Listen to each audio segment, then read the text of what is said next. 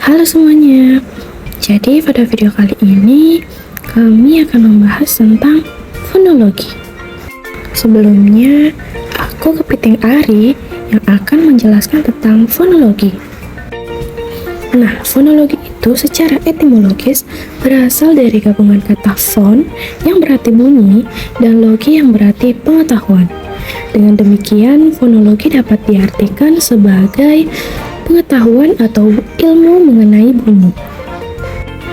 Adapun pengertian fonologi menurut para ahli, yang pertama yaitu Chayyor, yang dimana fonologi adalah bidang linguistik yang mempelajari, menganalisis, dan membicarakan runtutan bunyi-bunyi bahasa. Yang kedua menurut Muslik, yaitu fonologi merupakan cabang linguistik yang menyelidiki bunyi-bunyi bahasa menurut fungsinya. Yang ketiga menurut Zainal Arifin dan kawan-kawan, di mana menjelaskan bahwa fonologi adalah bidang bahasa yang menganalisis bunyi bahasa secara umum. Dan yang terakhir menurut Marsono, di mana fonologi merupakan cabang ilmu linguistik yang meneliti bunyi bahasa dengan melihat fungsi bunyi sebagai pembeda makna dalam suatu bahasa.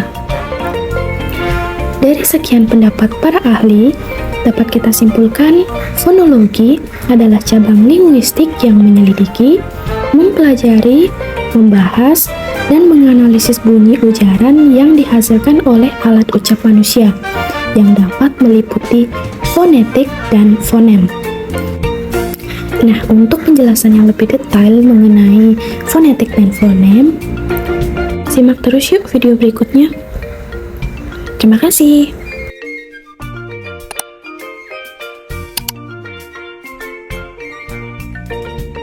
Fonetik adalah bidang linguistik yang khusus menyelidiki dan menganalisis bunyi-bunyi ujaran yang dipakai dalam tutur, serta mempelajari bagaimana menghasilkan bunyi-bunyi tersebut dengan alat-alat ujar manusia. Dengan kata lain, fonetik adalah cabang ilmu linguistik yang meneliti dasar, fisik, bunyi-bunyi bahasa. Nah, selain itu, fonetik melibatkan pemahaman fonem, yaitu unit suara terkecil yang membedakan makna, dan alofon, yaitu variasi fonem, serta aspek-aspek lain seperti prosodi, intonasi, dan tekanan kata. Pemahaman fonetik membantu siswa mengatasi kesulitan dalam pengucapan dan pemahaman bunyi-bunyi bahasa dalam pembelajaran bahasa asing, di mana fonetik dan pelafalan bisa sangat berbeda dari bahasa ibu. Para linguis, yaitu ahli bahasa, membagi fonetik menjadi 3 jenis, yaitu yang pertama, fonetik akustik, yang kedua, fonetik auditoris, dan yang ketiga, fonetik organis atau artikulatoris. Fonetik akustik melukiskan bagaimana bunyi bahasa yang dihasilkan oleh alat bicara yang kemudian berwujud gelombang-gelombang bunyi melewati udara sampai ke telinga pendengar. Pendekatan seperti ini berhubungan dengan ilmu fisika. Diperlukan alat-alat elektronis untuk membantunya. Tanpa bantuan alat-alat tersebut, pendekatan ini tidak dapat dilakukan. Lalu ada fonetik auditoris, meliputi bunyi bahasa yang diterima oleh alat dengar orang yang diajak bicara. Cara ini sangat subjektif karena banyak dipengaruhi oleh orang yang mendengarkan bunyi itu. Lalu yang terakhir ada fonetik organis atau artikulatoris, meliputi bunyi bahasa yang dihasilkan oleh alat bicara manusia, yaitu seperti bibir, lidah, dan mulut. Lalu, alat bicara menurut para pakar fonetik dibagi menjadi 4, yaitu yang pertama, alat ucap, yang kedua, proses terjadinya bunyi bahasa, yang ketiga, macam-macam konsonan, dan yang terakhir, macam-macam vokal. Nah, itu dia tadi penjelasan dari Nemo Widya. Sampai ketemu lagi, see you! Nah, teman-teman, jadi udah pada tahu dong apa itu fonetik? Dalam fonetik, ada juga yang disebut dengan fonem. Untuk mengetahui apa itu fonem, yuk simak video selanjutnya. Fonem merupakan unit bunyi terkecil yang dapat membedakan makna antar kata dalam suatu bahasa. Di dalam fonem, ada yang disebut dengan bunyi fonem.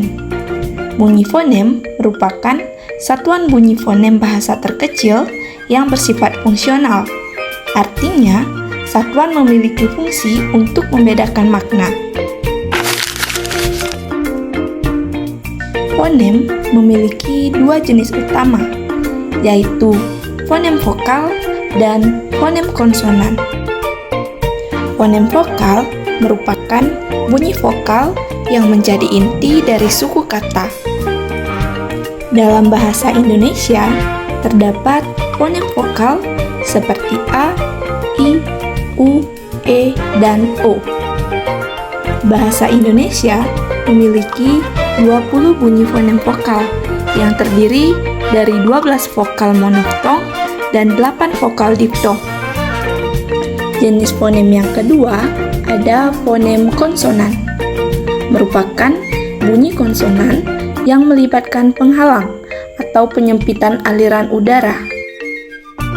Dalam bahasa Indonesia, terdapat bunyi konsonan seperti P, T, K, B, dan lain sebagainya. Bahasa Indonesia memiliki 18 bunyi fonem konsonan yang terdiri dari 5 konsonan letup, 4 konsonan geser, 2 konsonan hidung, 2 konsonan pelepas, dan 1 konsonan sengaum. Itu merupakan dua jenis utama dari fonem. Fonem memainkan peran penting dalam membentuk struktur dan makna kata dalam suatu bahasa. Dengan memahami fonem, kita dapat memahami bagaimana bunyi membentuk kata-kata dan bagaimana kata-kata tersebut diinterpretasikan oleh pendengar. Dengan mengenali dan mengidentifikasi fonem, kita bisa berbahasa dengan lebih tepat. Fonem juga penting dalam pembelajaran membaca dan menulis, karena anak-anak perlu menyadari bahwa bunyi dan huruf saling berhubungan. Nah, itu tadi penjelasan singkat tentang fonem-fonem dalam bahasa Indonesia. Gimana nih? Sampai sini udah paham kan? Supaya lebih paham, yuk kita lihat beberapa contoh fonemnya.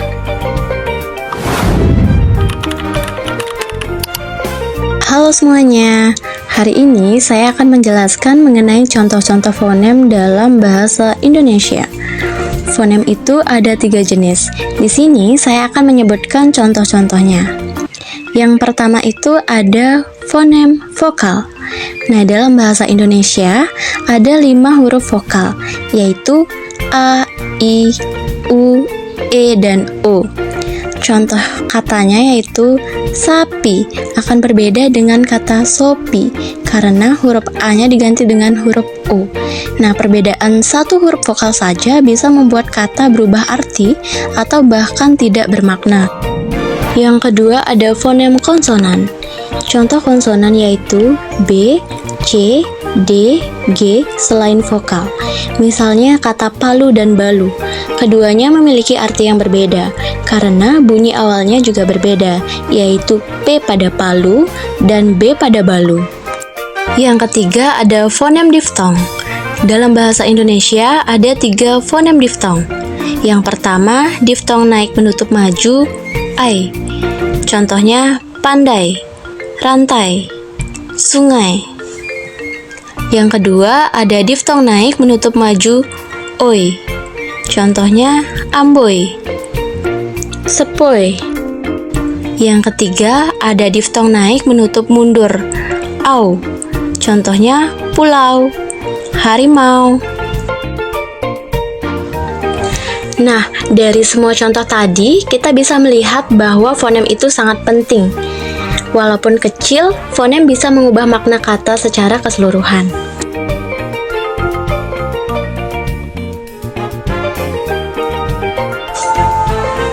Jika huruf depannya M, maka kata itu akan menjadi, yap, benar sekali, akan menjadi kata mata.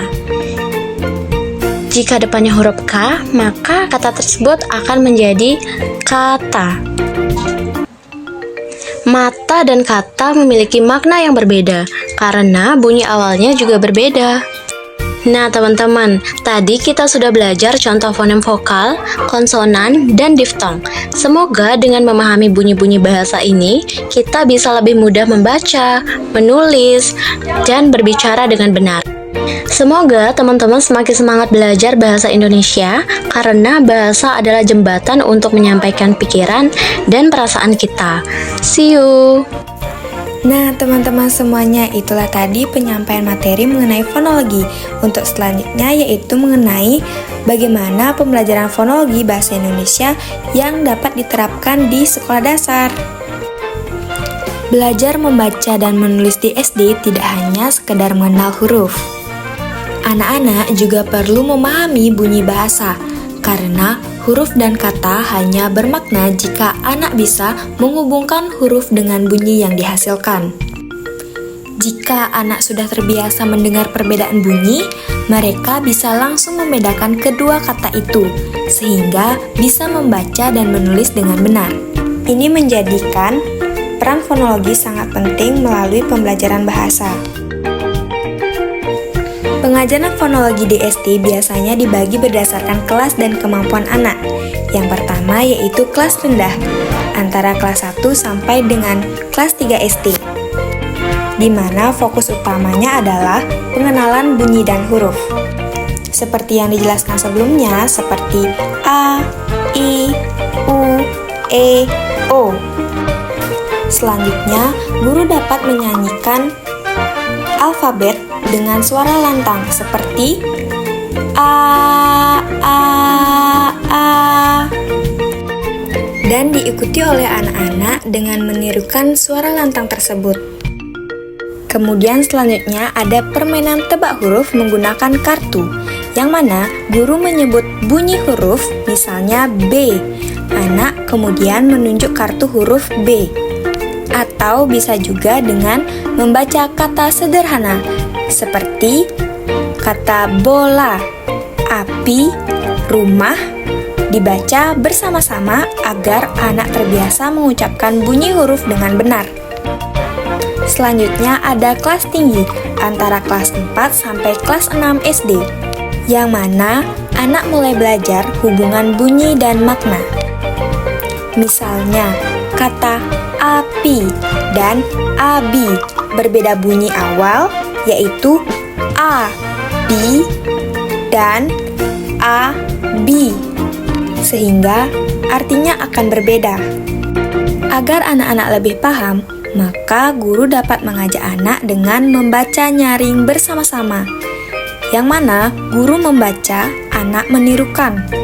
Cara ini membuat anak mendengar bunyi kata dan belajar mengucapkannya dengan benar.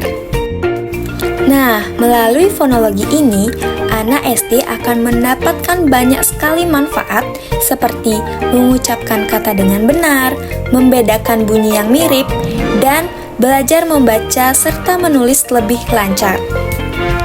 Baik teman-teman semuanya, itulah tadi bagaimana contoh pembelajaran fonologi bahasa Indonesia di SD yang dapat kalian terapkan di sekolah dasar. Selamat mencoba! Itu dia penjelasan dari kelompok kami. Terima kasih sudah menonton. Bye-bye!